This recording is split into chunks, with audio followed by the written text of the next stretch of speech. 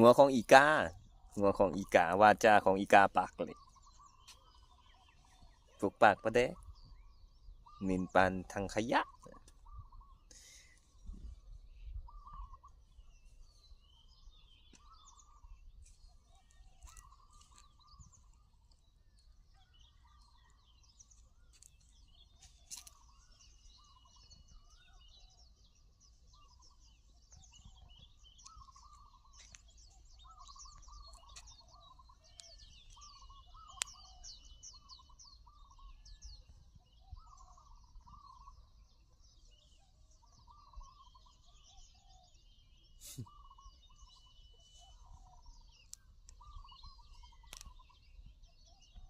ปานาว่าอยากเป็นเทวดาปานาว่าเป็นเทวดาอีกาปากเล็กคนเป็นอยากเป็นเทวดา